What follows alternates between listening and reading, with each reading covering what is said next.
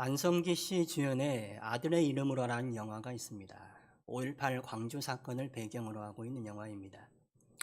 주인공이 안성기 씨는 5.18 때 광주에 투입되었던 공수부대 소대장으로 출연을 합니다.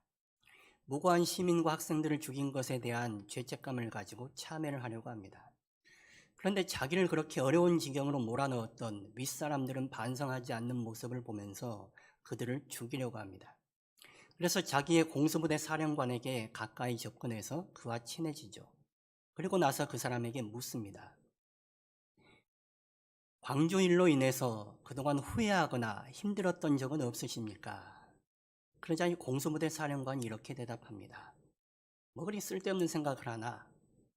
그때 이런 역사가 평가할 거야. 남은 인생 재밌게 살라고. 힘들면 우리 교회로 와. 하나님은 다 용서해 주신다. 감독이 기독교를 비꼬는 것입니다. 힘들면 교회로 와라. 하나님은 다 용서해 주신다. 자기는 그 용서를 누리며 살고 있다는 것이죠. 여러분은 이 사령관의 모습이 어떻게 보이십니까? 하나님은 진정 그 사령관을 용서하셨을까요? 이 사람은 구원받은 사람이 맞습니까? 구원에 합당한 회개가 있었을까요? 이 사령관의 모습이 지금 교회의 모습 같지는 않습니까?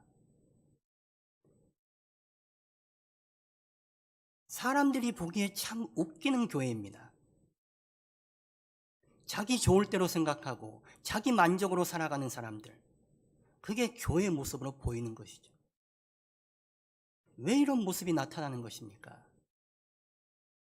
하나님의 말씀을 자기들 좋을 대로 받아들여서 그렇습니다. 하나님의 말씀이 무엇인지 찾고 그 말씀에 자기를 맞추려 하는 노력이 있기보다는 자기 만족을 위해서 하나님의 말씀을 끌어다 쓰는 거예요. 교회 나와 예배한다고 하지만 하나님을 위한 예배, 참된 예배가 아니라 자기 만족을 위한 예배에 머물고 있기 때문입니다. 영이신 하나님과 만나는 영으로 드리는 예배, 진리이신 예수님과 만나 진리이신 예수님으로 채워지는 예배가 아니라 자기 좋을 대로 드려지는 예배, 자기 만족을 위한 예배, 미신적인 예배, 잘못된 예배에 머물고 있기 때문에 이러한 기독교인들이 양산되고 있는 것입니다. 오늘 본문 23절 말씀 보십시오. 우리 말씀 다시 한번 같이 읽어보실까요? 아버지께서 참되게 예배하는 자들은 영과 진리로 예배할 때가 오나니 곧 이때라. 아버지께서는 자기에게 이렇게 예배하는 자들을 찾으시느니라. 상반절 보시면 참되게 예배하는 자들 그렇게 나옵니다. 원문을 보면 참된 예배자들 나와 있습니다. 참된 예배자들은 참된 예배를 드릴 때가 온다는 거예요. 예수님의 오심으로 인해 영으로 드리는 예배, 진리로 드려지는 예배가 가능해졌기 때문에 참된 예배자들이 바라는 참된 예배를 드릴 수 있게 되었다라고 말씀하고 있는 것이죠. 그리고 23절 하반절에 이렇게 말씀하십니다. 이렇게 예배하는 자들을 하나님께서는 찾으시느니라. 하나님은 참된 예배자들을 찾으신답니다. 그냥 예배 드리는 게 아니라 참되게 예배하는 자들, 영으로 예배하고 진리로 예배하는 예배자들을 찾으신다라고 말씀하고 있습니다. 찾는다, 헬라어를 보시면 제테오라는 단어를 쓰고 있습니다. 이 제테오라는 단어는 찾다, 요구하다라는 뜻의 단어입니다. 다시 말해서 하나님은 영과 진리로 드리는 참된 예배자를 찾으신다. 또한 하나님은 영과 진리로 드려지는 참된 예배를 요구하신다라고 말할 수 있습니다. 하나님은 우리에게 영과 진리로 드려지는 참된 예배를 원하십니다. 하나님은 왜 예배를 원하실까요? 교회 나오면 늘 예배 잘 드려야 된다. 예배에 대해서 가장 강조하는데 정작 우리는 예배를 얼마나 잘 드리고 있을까요? 예배하기에 열심인 한국교회가 왜 세상으로부터 지금 직탄을 받고 있는 것일까요? 예배가 뭐길래? 하나님은 왜 우리에게 예배를 요구하고 계신 것이며 우리 예배가 어떻게 되었길래 우리는 세상으로부터 비난받는 사람들이 되고 만 것입니까? 예배가 뭘까요? 왜 하나님은 우리에게 예배하기를 원하시는 걸까요? 오늘 23절에서 예배하다라는 단어를 헬라어로 프로스키네오라는 단어를 쓰고 있습니다. 이 단어는 절하다, 꿇어 엎드리다라는 뜻의 단어입니다. 다시 말해 예배한다는 것은 하나님께 꿇어 엎드린다는 것을 말하는 것입니다. 예배는 하나님께 꿇어 엎드리는 것입니다. 신하들이 왕을 보면 왕에게 꿇어 엎드리죠. 그런 것처럼 우리가 하나님께 꿇어 엎드리는 것, 그것이 바로 예배입니다. 하나님이 우리의 주인이심을 우리가 고백하고 인정하니 그분 앞에 꿇어 엎드리는 것입니다. 민주사회를 살아가는 우리가 누구 앞에 꿇어 엎드리겠습니다? 내가 누구한테 꿇어 엎드리겠어요? 나를 꿇어 엎드리게 만들 사람이 과연 누가 있습니까? 대통령이 나를 꿇어 엎드리게 만들겠습니까? 그 누가 나를 꿇어 엎드리게 만들겠습니까? 오직 하나님만이 우리의 주인 되시니 우리가 그분께 꿇어 엎드리는 것입니다. 예배는 그런 자리예요. 하나님만이 우리의 주인이시오. 우리는 그분의 종이니 그분 앞에 납작 엎드리는 것, 꿇어 엎드리는 것, 그것이 바로 예배입니다. 우리의 주인이 하나님이십니다라고 우리는 고백할 수 있습니다. 그런데 우리 삶은 과연 하나님이 우리의 주인이십니다라고 고백하는 삶이십니까? 나는 내 삶에서 하나님이 내 주인이심을 드러내며 살고 있으십니까? 그러지 못하지 않습니까? 우리 삶의 주인이 누구입니까? 나이죠. 내가 내 삶의 주인으로 살아가는 것입니다. 왜 그렇습니까? 우리가 예배 때에 하나님께 꿇어 엎드리지 못해서 그런 것입니다. 하나님께 내가 온전히 꿇어 엎드릴 수 있어야 하는데 예배 때에도 하나님께 온전히 꿇어 엎드려지지 않으니 내가 내 삶의 주인 노릇하며 살아가는 것입니다. 예배도 나를 위해서 드려지는 것이고 내가 중심되어 드려집니다. 하나님이 중심이지 않습니다. 그러니 하나님께 꿇어 엎드린다고 머리로는 알고 있지만 입으로는 쉽게 고백하지만 내 삶이, 내 전 인격이 진정으로 하나님께 꿇어 엎드려지지를 못하는 것입니다. 그래서 하나님께서는 예배를 통해 우리가 하나님께 꿇어 엎드려지기를 원하는 거예요. 잘 꿇어 엎드려지지 않는 우리를 예배 때 꿇어 엎드리게 하셔서 우리 삶이 하나님께 꿇어 엎드리는 삶, 하나님을 주인으로 인정하고 하나님께 드려지는 삶이 되기를 원하시는 것입니다. 그래서 우리에게 예배하기를 원하시는 거예요. 예배도 그냥 예배가 아니라 참된 예배를 드리기를 원하시는 것입니다. 우상 숭배와 혼재된 사마리아인의 예배는 말할 것도 없고 하나님을 향해 드려졌던 유대인의 예배조차도 참된 예배는 아니었습니다. 그들이 수없이 많은 예배를 드렸지만 하나님이신 예수님이 그들 앞에 나타나셨을 때에 예수님을 알아보지 못했습니다. 심지어는 예수님을 거부하고 죽였습니다. 그렇게 많은 예배를 드렸건만 하나님의 백성이라고 하나님께 예배를 드렸건만 하나님을 알아보지 못합니다. 이런 엉터리가 어디 있습니까? 요즘 청년들이나 젊은 층을 보면 인사를 참 못합니다. 얼굴을 빤히 쳐다보고 고개는 숙인 듯 만 듯하고 그냥 지나가요. 본인은 인사를 했다고 생각하는지 모르지만 상대방은 인사했다고 여기지 않는 것이죠. 인사는 고개를 제대로 숙여야 인사입니다. 우리가 하나님께 예배한다고 하지만 하나님께 제대로 꿇어 엎드리지 않으면 하나님 보시기에는 예배가 아닌 거예요. 예배한다고 하는데 제 예배하지 않는구나라고 하나님이 평가하시는 것이죠. 하나님께 제대로 꿇어 엎드리는 예배, 하나님이 받으시는 참된 예배를 드리도록 하기 위해서 예수님께서 이 땅 가운데 오셨습니다. 예수님이 우리에게 허락하신 성령을 통해서 우리는 영이신 하나님께 나아가 예배할 수 있게 되었습니다. 진리이신 예수님으로 예배하고 예수님과 연합될 수 있게 되었습니다. 영이신 하나님께 예배하고 영이신 하나님을 만나니 우리가 그분께 꿇어 엎드릴 수밖에 없는 것이죠.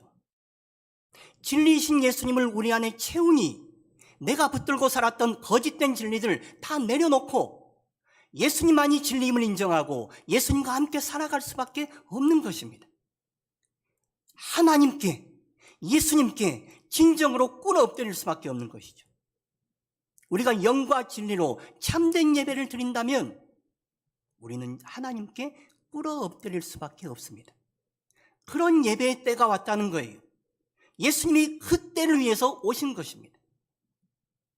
우리 예배는 하나님께 꿇어 엎드려지는 예배가 되어야 합니다. 그것을 위해서 하나님은 우리가 예배하기를 원하시는 것입니다. 사마리아인들이 하나님께 예배한다고 생각했습니다. 자신들도 하나님의 백성이고 구원의 백성이라고 생각했습니다. 그리심산에 성전을 세우고 때를 따라 하나님께 예배했습니다. 그러나 그들의 예배는 자기 좋을 대로 드려지는, 자기 편의와 자기 만족으로 위해서 드려지는 미신적인 예배, 잘못된 예배였습니다. 왜 그들이 하나님께 예배 드렸음에도 불구하고 예배가 그렇게 변질된 것입니까? 그 출발은 하나님의 말씀인 성경을 재단하고 편집했기 때문입니다. 사마리아인들은 모세 오경만을 성경으로 인정했습니다. 그리고 나머지 성경은 다 버렸습니다. 모세 오경에서도 자기들과 거슬리는 것, 자기들과 부딪히는 구절은 바꿨습니다. 성경에서는 분명히 예루살렘에 성전을 세우고 예루살렘에서 예배해야 된다고 말씀하고 있지만 그들은 자기들을 위해서 그 말씀을 바꾸었습니다. 그래서 다른 곳에 성전을 세우고 다른 곳에서 하나님께 예배한다고 생각하고 있었던 것입니다. 자기들을 좋을 대로 드려지는 예배, 자기 만족을 위해 드려지는 예배, 이런 예배는 하나님께 드려진다고 인간들이 생각하는 예배이지 하나님이 진정 받으시는 예배는 아닙니다. 우리는 하나님께 맞추어 우리를 바꾸는 것이지 하나님을 우리 좋자고 바꾸는 게 아닙니다. 사마리아인들이 그렇게 한 것입니다. 자기들을 좋을 대로 하나님을 바꾼 거예요. 하나님을 자기들에게 맞춘 것입니다. 하나님이 진정한 자신들의 주인이 아니라 하나님은 자기들을 위해서 존재하는, 자기들의 영화와 자기들의 유익을 위해 존재하는 자기들의 종에 불과한 것입니다. 하나님이 절대 참신이 아니라 많은 신들 중에 하나에 불과한 것입니다. 그들의 예배는 하나님을 잡신 중에 하나로 전락시키는 예배였습니다. 그런 예배를 하나님이 받으실 수가 없는 것이죠. 하나님께 예배하는 자들은 하나님이 참 주인 되심을 인정하고 그분께 꿇어 엎드릴 수 있어야 합니다. 그분께 진정으로 우리 자신을 꿇어 엎드리게 하는 예배, 그 예배가 하나님이 받으시는 예배, 참된 예배가 될 수 있는 것입니다. 이창동 감독, 전도연 주연의 밀양이란 영화가 있습니다. 주인공의 아들이 유괴범에 의해서 납치가 되고 유괴당해서 결국 죽임을 당하게 됩니다. 주인공이 이 아픔을 이겨내기 위해 신앙생활을 해요. 그리고 하나님의 말씀을 따라서 유괴범을 용서하기 위해 감옥을 찾아갑니다. 그런데 감옥에서 만난 유괴범이 하는 말이 자기는 그 안에서 예수를 믿고 구원받았다는 거예요. 예수님으로부터 모든 죄를 용서받았으니 내가 지금 평안하다라고 평안한 얼굴로 주인공을 맞이합니다. 그 모습을 보고 주인공이 분노합니다. 내가 용서하지 않았는데 당신이 어떻게 용서받을 수 있단 말인가? 앞서 말씀드린 아들의 이름으로 해서 나온 공수부대 사령관과 같죠? 왜 이런 모습이 계속 나오는 것입니까? 왜 방송과 언론에서 이런 모습을 부각시키는 것입니까? 뭐가 잘못된 겁니까? 교회는 하나님의 말씀을 제대로 가르치지 않고 교인들은 하나님의 말씀을 제대로 배우지 않으니 엉뚱한 소리 하고 있는 것입니다. 엉뚱한 것을 받아들이고 있는 거예요. 하나님은 그저 다 용서하신다. 하나님만 믿으면 다 된다는 거예요. 그러나 성경은 우리에게 그렇게 말씀하고 있지 않습니다. 레위기라는 성경을 보면 제사 규정에 대해서 자세하게 얘기를 하고 있습니다. 제사 중에 속건제란 제사가 있습니다. 이 속건제란 제사는 하나님의 성물, 하나님의 물건의 잘못을 저질렀거나 이웃에게 잘못을 저질렀을 때 드리는 제사입니다. 특별히 이웃에게 잘못을 저질렀을 때 제사하는 방법이 이렇습니다. 그저 하나님께 제사 드리면 하나님이 그 잘못을 용서해 주는 게 아니에요. 이웃에게 잘못한 것을 5분의 1을 더해서 배상을 하고 하나님께 제사를 드려야 합니다. 가령 내가 이웃에게 1,000만 원에 해당하는 손해를 끼쳤습니다. 그러면 1,000만 원만 배상하는 게 아니고 1,000만 원의 5분의 1인 200만 원을 더해서 1,200만 원을 배상하고 하나님께 제사를 드리면 하나님이 그 사람의 죄를 용서해 주시는 것입니다. 상대방에게, 이웃에게 잘못한 것은 입 닫고 하나님께만 나와서 제사 드리면 하나님이 용서해 주시는 게 아니라는 거예요. 밀양이란 영화에 나오는 유괴범은, 또한 아들의 이름으로에 나오는 공수부대 사령관은 피해자들에게 사과해야 맞습니다. 자신의 잘못을 피해자에게 진정으로 사죄하고 하나님께 또한 사죄하고 용서를 받아야 하는 것입니다. 그게 되지 않으면 우리는 세상의 조롱거리가 될 수밖에 없습니다. 우리가 로마서를 오랫동안 살펴봤습니다. 로마서를 살펴보면서 제가 수차례 드린 말씀이 있습니다. 로마서는 크게 두 부분으로 구성이 됩니다. 1장부터 11장까지는 교리에 대한 부분입니다. 죄인인 우리가 하나님의 은혜로 구원받았다는 거예요. 그리고 이어지는 12장부터 16장까지는 윤리에 대한 부분입니다. 죄인인 우리가 하나님의 은혜로 구원받았으니 이제 이러이러하게 살라는 거예요.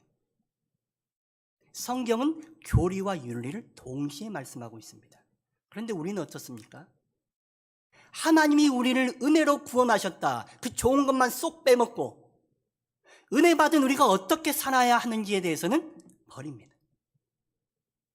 하나님의 말씀은 내가 좋은 것만 쏙 빼먹고 나머지는 버리는 게 아닙니다.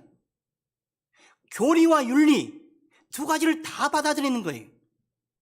교리를 설명하신 이유가 뭐겠습니까? 윤리, 이렇게 살라고 하기 위해서 말씀하신 거예요. 이렇게 살라는 것은 부담스러우니 버리고 나에게 좋은 구원과 용서만 가지고 있다? 세상이 보니 그러니 교회가 웃기는 것입니다. 기독교인들은 이기주의자들이에요. 저 잘난 맛에 사는 사람들이 자기는 구원받았다고 웃기는 거죠. 한 율법사가 예수님께 와서 질문을 합니다. 율법 중에 가장 큰 계명이 무엇입니까? 그러자 예수님께서 이렇게 대답하세요. 마태복음 22장 37절에서 40절 말씀 보십시오. 우리 말씀 같이 읽어보실까요? 예수께서 이르시되 내 마음을 다하고 목숨을 다하고 뜻을 다하여 주 너의 하나님을 사랑하라 하셨으니 이것이 크고 첫째 되는 계명이요 둘째도 그와 같으니 내 이웃을 내 자신같이 사랑하라 하셨으니 이 두 계명이 온 율법과 선지자의 강령이니라. 율법과 선지자라는 것은 구약 성경을 가리키는 것입니다. 구약 성경, 그 당시는 구약 성경이 전부잖아요. 성경에서 가르치는 강령, 정신과 핵심이 뭐냐? 하나님 사랑과 이웃 사랑이라는 거예요. 십계명도 하나님 사랑과 이웃 사랑이 동시에 나오고 있습니다. 가장 큰 계명이 무엇입니까? 라는 질문에 하나님을 사랑해라라고 말씀하면 되잖아요. 우리 생각이 그렇지 않습니까? 우리가 하나님의 은혜로 구원받고 하나님의 은혜로 살아가니 하나님 사랑이 제일 큰 것 같습니다. 그러면 하나님 사랑만 말씀하시면 될 것 같아요. 그런데 예수님은 하나님 사랑과 더불어서 이웃 사랑도 동시에 말씀하셨습니다. 하나님 사랑과 이웃 사랑은 동시에 간다는 거예요. 그런데 우리가 어떻습니까? 하나님 사랑만 취하고 이웃 사랑은 버리는 거예요. 왜요? 눈에 보이는 이웃을 사랑하는 건 힘들거든요. 나를 아프게 하는 저 사람을 사랑하는 건 쉬운 일이 아니에요. 부담스럽고 어려워요. 그러니 그건 놔두고 내가 실수하고 죄인이어도 잘못해도 나를 용서해 주시는 하나님 사랑, 그 사랑은 쉬운 것 같으니까 그것만 택하고 있는 거예요. 눈에 보이지 않는 하나님을 사랑하는 것, 입으로 사랑하고 머리로 사랑하는 건 쉬워 보입니다. 그런데 그렇다고 해서 그게 진정 하나님을 사랑하는 것일까요? 하나님을 사랑한다면 하나님의 말씀을 사랑하게 되고 하나님의 말씀이 취사선택될 수가 없는 것입니다. 이웃을 사랑하라고 하신 하나님의 말씀을 버릴 수가 없는 거예요. 그래서 하나님 사랑과 이웃 사랑이 동시에 가는 것입니다. 예수님 역시 하나님 사랑과 이웃 사랑을 동시에 말씀하셨어요. 성경은 전체 어디를 보더라도 하나님 사랑과 이웃 사랑을 동시에 말씀하십니다. 하나님을 사랑하는 사람은 이웃을 사랑할 수밖에 없습니다. 내가 하나님께 받은 은혜와 사랑을 이웃에게 드러내야 돼요. 그게 하나님의 말씀이에요. 그런 사람 되도록 하기 위해서 하나님이 먼저 우리에게 은혜와 사랑을 베풀어 주신 거예요. 그 은혜와 사랑을 진정 경험한 사람이라면 그 은혜와 사랑을 내 안에만 가둬두지 아니하고 이웃에게도 드러낼 수 있어야 하는 것입니다. 지금 그게 막혀 있는 거예요, 우리 교회가. 그래서 세상이 보기에 웃기는 교회가 되어 있는 것입니다. 언론이나 드라마를 보십시오. 이상하고 나쁜 짓 하는 사람들 꼭 예배드리는 장면이 끼어 들어갑니다. 왜 그렇습니까? 감독이나 PD가 기독교를 조롱하는 거예요. 기독교인들 겉과 속이 다른 사람들이라고. 자기들은 구원받았다고 하면서 하는 일은 엉터리라고 고발하는 거예요. 왜 우리가 그런 지경까지 이르렀습니까? 하나님의 말씀을 취사 선택해서 그렇습니다. 참된 예배가 아니라 하나님께 온전히 꿇어 엎드리는 예배가 아니라 내가 주인 되어서 내게 유리한 것만 취하고 내게 불리한 것은 버리는 잘못된 예배를 드리고 있기 때문에 그렇습니다. 하나님은 이렇게 우리 중심적인 잘못된 우리가 하나님께 온전히 꿇어 엎드릴 수 있도록 하기 위해서 예배 드리기를 원하시는 거예요. 그냥 예배가 아니라 참된 예배를 드리기를 원하시는 것입니다. 영으로 하나님께 예배하고 진리이신 하나님께 예배할 때에 참된 예배를 드릴 때에 우리는 진정으로 하나님께 꿇어 엎드리는 사람이 될 수 있습니다. 내 생각과 내 뜻과 내 욕망을 가지고 살아가는 것이 아니라 하나님의 뜻과 하나님의 말씀 따라 살아가는 사람으로 변화되는 것이죠. 지난 시간 구약에서 제사 드리는 법에 대해서 말씀을 드렸습니다. 구약에서 제사를 드릴 때는 짐승의 각을 뜬다고 말씀을 드렸습니다. 각을 뜬다는 것은 살을 부위별로 자르는 것을 말하는 것입니다. 짐승을 죽이고 짐승의 가죽을 벗깁니다. 그리고 머리를 자르고 다리를 자르고 내장을 꺼내고 기름을 떼냅니다. 부위별로 살을 잘라냅니다. 그렇게 살을 자르는 각을 뜨는 이유는 불에 잘 태워지기 위해서 그런 거예요. 사실 짐승의 각을 뜨는 것이지만 실상 제사 드리는 사람 자신을 각을 뜨는 것입니다. 자신을 부위별로 토막토막 잘라가지고 하나님께 잘 태워지게 하기 위함이에요. 예배라는 것은 뭐냐? 우리 영혼에 각이 떠지는 시간입니다. 내 영혼이 토막토막 각이 떠져야 돼요. 잘려져야 된단 말이에요. 내 안에 있는 교만함과 거짓과 헛된 욕망과 악한 모든 것들이 예배드리면서 잘려져야 됩니다. 그래야 우리가 하나님께 온전히 드려질 수 있는 거예요. 히브리서 4장 12절 말씀 보십시오. 우리 말씀 같이 한번 읽어보겠습니다. 하나님의 말씀은 살아있고 활력이 있어 좌우의 날선 어떤 검보다도 예리하여 혼과 영과 및 관절과 골수를 찔러 쪼개기까지 하며 또 마음의 생각과 뜻을 판단하나니. 하나님의 말씀이 우리의 혼과 영과 및 관절과 골수를 찔러 쪼개야 합니다. 하나님의 말씀이 우리의 생각과 뜻을 찔러 쪼개야 합니다. 하나님의 말씀이 우리의 전 존재와 우리의 삶을 찔러 쪼개야 합니다. 하나님의 말씀이 우리를 찔러 쪼개야지 우리가 하나님의 말씀을 쪼개는 것이 아닙니다.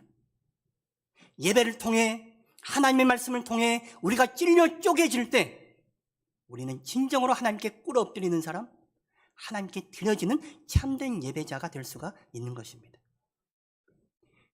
영이요 진리이신 예수님 앞에 설 때 우리의 거짓됨이 드러납니다. 헛되고 헛된 허공의 것을 붙잡고 살아가려는 우리들이 진리이신 예수님을 바라보며 거짓된 것을 내려놓을 수 있게 됩니다. 그래서 진리이신 예수님과 연합되어 진리이신 예수님 안에서 살아가게 되는 거예요.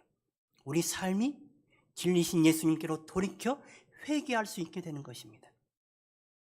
구약에서 제사 드릴 때는 짐승의 죽음과 희생이 있었습니다. 우리 예배에서는 예수님의 죽음과 희생이 있습니다.